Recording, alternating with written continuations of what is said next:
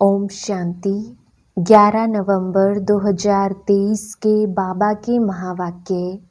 मीठे बच्चे, जितना तुम बाप को याद करेंगी उतना तुम्हारी बुद्धि का ताला खुलेगा। जिन्हें घड़ी घड़ी बाप की याद भूल जाती है वह है अनलक्की बच्चे। प्रश्न, खाता जमा करने का आधार क्या है? सबसे बड़ी कमाई किसमें है? उत्तर, खाता जमा होता है दान करने से। जितना तुम दूसरों को बाप का परिचय देंगे उतना आमदनी वृद्धि को पाती जाएगी। मुरली से तुम्हारी बहुत बड़ी कमाई होती है। यह मुरली सावरे से गोरा बनाने वाली है। मुरली में ही खुदाई जादू है। मुरली से ही तुम मालामाल बनते हो। गीत, हमें उन राहों पर चलना है। ओम शांति। रूहानी बाप समझा रहे हैं बच्चों को कि बच्चे गिरना और संभलना है। घड़ी घड़ी बाप को भूलते हो अर्थात गिरते हो। याद करते हो तो संभलते हो। माया बाप की याद भुलवा देती है क्योंकि नई बात है ना। ऐसे तो कोई बाप को कभी भूलते नहीं। स्त्री कभी अपने पति को भूलती नहीं। सगाई हुई और बुद्धि योग लटका, भूलने की बात नहीं होती। पति पति है, बाप बाप है। अब यह तो है निराकार बाप जिसको साजन भी कहते हैं। सजनी कहा जाता है भक्तों को। इस समय सब है भगत, भगवान एक है। भक्तों को सजनिया, भगवान को साजन, या भक्तों को बालक, भगवान को बाप कहा जाता है। अब पतियों का पति व पिताओं का पिता वह एक है। हरेक आत्मा का बाप परमात्मा तो है ही। वह लौकिक बाप हरेक का अलग अलग है। यह पारलौकिक परम पिता सभी आत्माओं का बाप एक ही गॉड फादर है। उनका नाम है शिव बाबा। सिर्फ गॉड फादर माउंट आबू लिखने से बताओ चिट्ठी पहुंचेगी? नाम तो लिखना पड़े ना। यह तो बेहद का बाप है। उनका नाम है शिव। शिव काशी कहते हैं ना। वहाँ शिव का मंदिर है। जरूर वहाँ भी गए होंगे। दिखाते हैं ना, राम यहाँ गया, वहाँ गया, गांधी यहाँ गया। तो बरोबर शिव बाबा का भी चित्र है, परंतु वह तो है निराकार। उनको फादर कहा जाता है और किसको सबका फादर कह नहीं सकते। ब्रह्मा विष्णु शंकर का भी वह फादर है। उनका नाम है शिव। काशी में भी मंदिर है, उज्जैन में भी शिव का मंदिर है। इतने मंदिर क्यों बने हैं कोई भी नहीं जानती। जैसे लक्ष्मी नारायण की पूजा करती हैं। कहते हैं यह स्वर्ग के मालिक थे, परंतु स्वर्ग कब था, यह मालिक कैसे बने, ये कोई नहीं जानती। पुजारी जिसकी पूजा करें उनके ही ऑक्यूपेशन को ना जाने तो इसको अंधश्रद्धा कहा जाएगा ना। यहाँ भी बाबा कहते हैं परंतु पूरा परिचय नहीं है। माता पिता को जानते नहीं। लक्ष्मी नारायण के पुजारी पूजा करते हैं, शिव के मंदिर में जाकर महिमा करते हैं। गाते हैं तुम माता पिता, परंतु वह कैसे माता पिता है, कब बने थे, कुछ भी नहीं जानते। भारतवासी ही बिल्कुल नहीं जानते। क्रिश्चियन बौद्धी आदि अपने क्राइस्ट को, बुद्ध को याद करते हैं। झट उनकी बायोग्राफी को बताएंगी। क्राइस्ट फलाने समय पर क्रिश्चियन धर्म है, उसकी स्थापना करने आया था। भारतवासी किसको भी पूछते हैं उनको पता नहीं है कि यह कौन है। ना शिव को, ना ब्रह्मा विष्णु शंकर को, ना जगत अम्बा जगत पिता को, ना लक्ष्मी नारायण को जानते। सिर्फ पूजा करते रहते हैं। उनकी बायोग्राफी क्या है कुछ भी नहीं जानते। बाप आत्माओं को बैठ समझाते हैं, तुम जब स्वर्ग में थे तो तुम्हारी आत्मा और शरीर दोनों पवित्र थे। तुम राज्य करते थे। तुम जानते हो बरोबर हम राज्य करते थे। हमने पुनर्जन्म लिए। 84 जन्म भोगते भोगते बादशाही गवा दी। गोरे से काले बन गए हैं। सुंदर थे, अब श्याम बन गए हैं। आजकल नारायण को भी सावरा दिखाती हैं, तो सिद्ध होता है वही श्री कृष्ण श्री नारायण था। परंतु इन बातों को बिल्कुल समझते नहीं। यादव है मूसल इन्वेंट करने वाले, और कौरव पांडव भाई भाई थे। वह आसुरी भाई और यह दैवी भाई थे। यह भी आसुरी थे। इन्हों को बाप ने ऊंच बनाकर दैवी भाई बनाया है। दोनों भाइयों का क्या हुआ? बरोबर पांडवों की जीत हुई, कौरव विनाश हो गए। यहाँ बैठे हुए भी भल मम्मा बाबा कहते हैं, परंतु जानते नहीं हैं। बाप की श्रीमत पर नहीं चलते हैं। जानते नहीं हैं कि बाबा हमको राजयोग सिखला रहे हैं। निश्चय नहीं रहता। देह अभिमानी होने कारण देह के मित्र संबंधियों आदि को याद करते हैं। यहाँ तो देही बाप को याद करना है। यह नई बात हो गई। मनुष्य कोई समझा ना सके।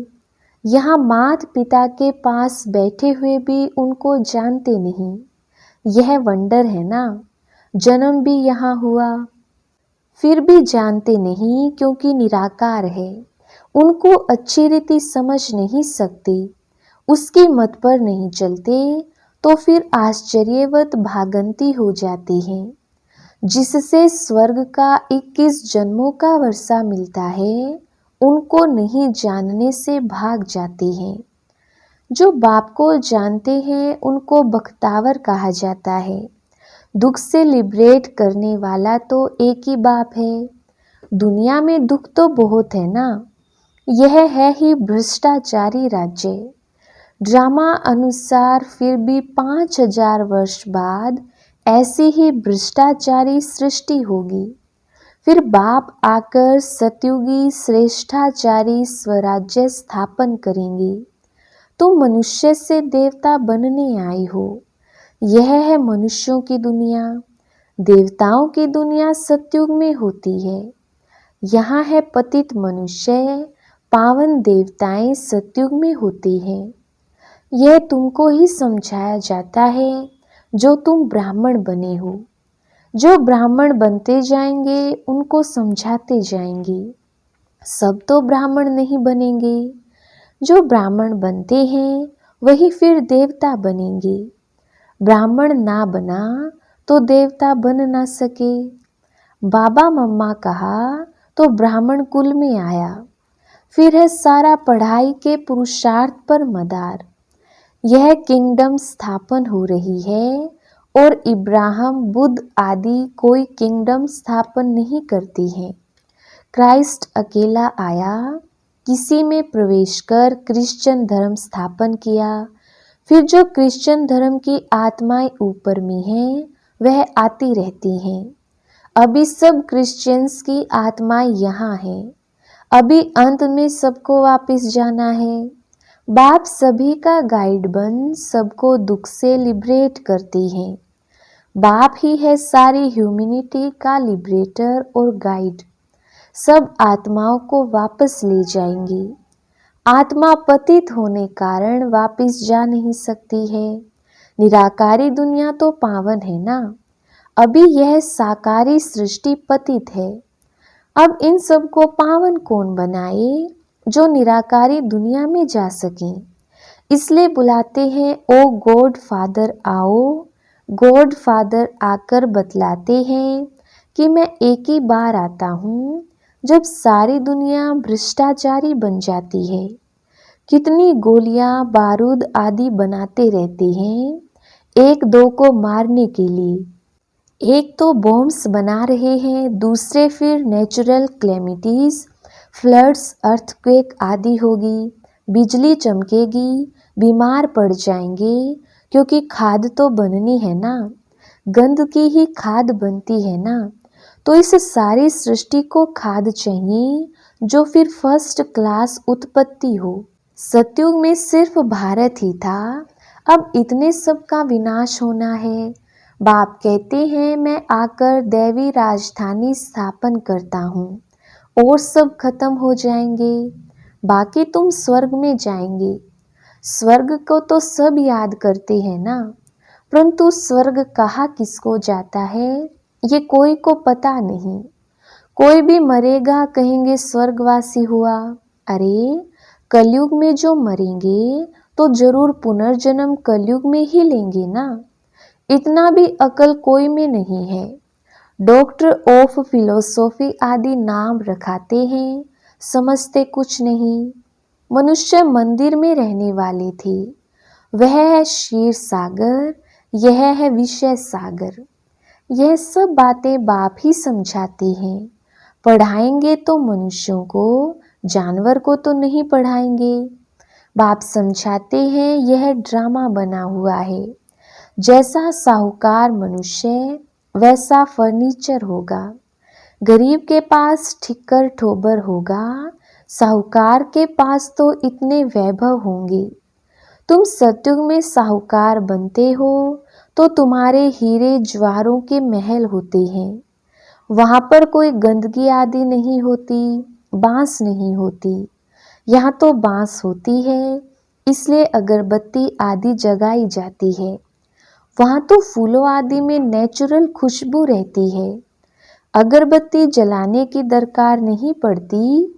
उनको हेवन कहा जाता है। बाप हेवन का मालिक बनाने के लिए पढ़ाते हैं। देखो कैसे साधारण है, ऐसे बाप को याद करना भी भूल जाते हैं। निश्चय पूरा नहीं तो भूल जाते हैं, जिससे स्वर्ग का वर्षा मिलता है। ऐसे माता पिता को भूल जाना कैसी बदकिस्मती है।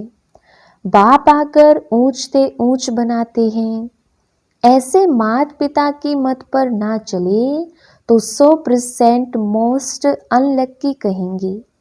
नंबरवार तो होंगे ना। कहाँ पढ़ाई से विश्व का मालिक बनना, कहाँ नौकर चाकर बनना। तुम समझ सकते हो हम कहाँ तक पढ़ते हैं। वहाँ सिर्फ धर्म पिताएं आते हैं धर्म स्थापन करने। यहाँ मात पिता है क्योंकि प्रवृत्ति मार्ग है ना।